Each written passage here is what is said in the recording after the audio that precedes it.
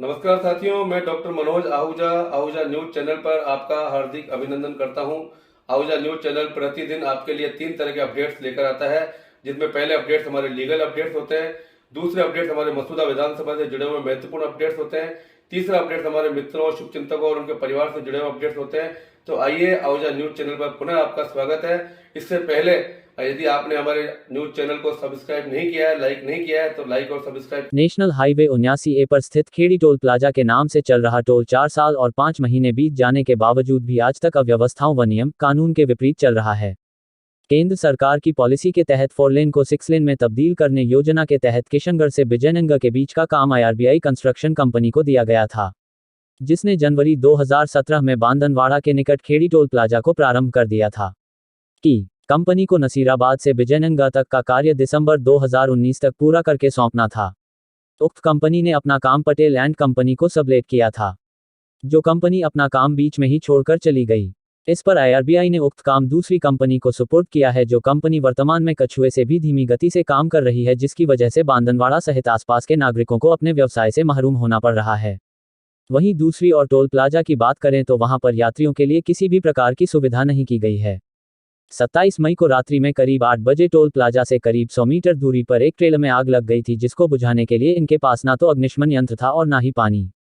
जबकि यात्रियों और वाहनों की सुरक्षा के लिए ये लोग प्रतिमाह लाखों रुपए का बजट उठाते हैं, बल्कि इस टोल रोड पर होने वाली दुर्घटना को न केवल रोकना बल्कि मदद करना इनकी ड्यूटी में शामिल है। IRBI कंपनी का संचालित ये बूथ बिना नियम कायदों के बदस्तूर चला आ रहा है। यहाँ पर किसी भी नियम की पालना नहीं की जा रही है। कुछ उदाहरण हम देखें तो टोल कंपनी के नियमों के अनुसार टोल प्लाजा लगभग 1 किलोमीटर दूर से ही दिखना चाहिए, लेकिन टोल 100 मीटर दूर से भी नहीं दिखाई देता है। टोल पर जो लाइटें लगी हुई है उन लाइटों की 10% लाइटें भी नहीं जलाई जाती है। टोल के दोनों तरफ टोल लेने की दर का बोर्ड भी नहीं है, तो कौन से वाहनों को छूट मिली है वो भी अंकित नहीं है। टोल के दोनों तरफ निर्माण कंपनियों ने मलबा इकट्ठा कर रखा है, जिसकी कोई सूचना कंपनी द्वारा नहीं लगा रखी है। टोल के पास बनी पुल पूरी तरह क्षतिग्रस्त हो रखी है, जिससे कभी भी बड़ा हादसा होने की पूरी संभावना बनी हुई है। टोल के दोनों ओर जो लोहे की सुरक्षा पट्टी बनी हुई है वह भी पूरी तरह से क्षतिग्रस्त हो रखी है, जिसकी वजह से कई गाड़ियां दुर्घटनाग्रस्त हो चुकी है। नियमों के अनुसार दोनों तरफ बनी रोड के मध्य पेड़ पौधे होने चाहिए, जो भी नहीं है। टोल बूथ पर एम्बुलेंस व इमरजेंसी वाहन निकलने के लिए किसी प्रकार की कोई व्यवस्थाएं नहीं है। टोल रोड पूरी तरह से क्षतिग्रस्त है। जगह जगह पर गहरे गड्ढे बने हुए हैं। टोल रोड के मध्य जगह जगह निर्माण कार्य चल रहा है, जिसकी सूचना के लिए कोई बोर्ड नहीं लगा रखा, जिसकी वजह से रात्रि में कई बार दुर्घटनाएं होना आम बात है। टोल कलेक्शन बूथ भी आधे चल रहे हैं, आधे बंद रहते हैं, जिसकी वजह से कई बार जाम लगने की स्थिति बन जाती है। टोल बूथ पर यात्री सुविधाओं का भी अभाव है। टोल रोड पर यात्रियों की सुरक्षा व सहायता के लिए जो बोर्ड लगने चाहिए वो भी नहीं है। जबकि टोल कंपनी व सरकार के मध्य जो एग्रीमेंट किया गया है उसमें इन सारे नियमों की पालना अनिवार्य है। जबकि टोल लेने के पीछे जो उद्देश्य होता है वो वाहन चालकों को सुविधा देने के लिए ही लिया जाता है। इन सभी व्यवस्थाओं को देखने की जिम्मेदारी स्थानीय प्रशासन व ग्राम पंचायत की है, जो नेशनल हाईवे प्राधिकरण को जानकारी दे ताकि व्यवस्थाएं सही हो सके, लेकिन स्थानीय प्रशासन ने आज तक national highway authority of India को कोई सूचना नहीं भेजी है। ग्राम पंचायत को तो इन्होंने आते ही सबसे पहले रिसुखात बना लिए और स्थानीय सरपंच को ओबलाइज करने के लिए इनसे 30 साल के लिए इनकी निजी बिल्डिंग किराए पर ले ली, ताकि इनकी सारी अव्यवस्थाओं पर पर्दा लगा रहे। जब रक्षक ही भक्षक बन जाए तो क्या व्यवस्थाएं होगी। टोल प्लाजा पर 4 साल 5 महीने बीत जाने के बावजूद मूलभूत सुविधाओं का अभाव है, कोई व्यवस्थाएं नहीं की गई। ग्रामवासियों ने कई बार इनकी शिकायतें की है, लेकिन इनके ऊंचे रसूखात के चलते आज भी अव्यवस्थाएं बरकरार है।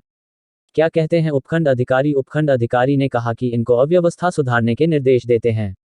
क्या कहते हैं टोल मैनेजर अनिल पंवार? परसों ट्रेलर में जो आग लगी थी उसे हमने बुझाने का प्रयास किया था। अभी लॉकडाउन के चलते लेबर की कमी है, इसलिए निर्माण कार्य पूरा नहीं हो सका है, जल्दी ही करवाएंगे।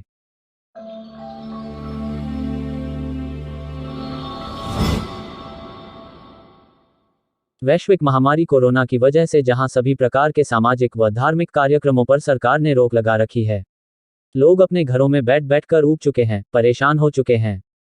ऐसे माहौल को खुशनुमा माहौल में परिवर्तित करने के लिए कस्बे के एक नौजवान जीतू तेजवानी ने अपनी क्यूट बालिका माही का जन्मोत्सव मनाकर अपने परिवार की 4 पीढ़ियों के सदस्यों को एक नई ऊर्जा, नई उमंग देकर क्षेत्रवासियों को एक अच्छा संदेश दिया है।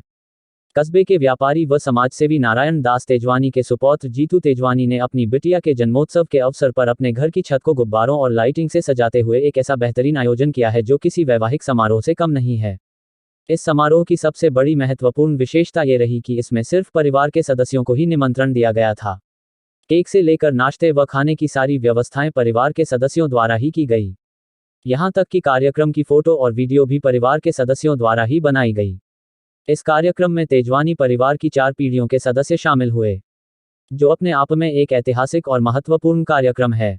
क्यूट माही के इस जन्मोत्सव में उनके परदादा 90 वर्षीय नारायण दास तेजवानी मौजूद रहे, जिन्होंने अपनी लाडली पड़पोती को ढेर सारा आशीर्वाद दिया। वहीं इस परिवार की चौथी पीढ़ी के लाडले बेटे प्रज्ञान ने अपनी छोटी बहिना को गोदी में लेकर खूब लाड प्यार किया। माही की बुआओं ने नाना प्रकार के व्यंजन और डिफरेंट टाइप के केक बनाकर 5 स्टार होटल की व्यवस्थाओं को पीछे छोड़ दिया। कोरोना काल में भी इस तरह के बेहतरीन आयोजन अपने घर के अंदर करते हुए पारिवारिक सदस्यों की उपस्थिति में क्षेत्रवासियों को एक अच्छा संदेश दिया है।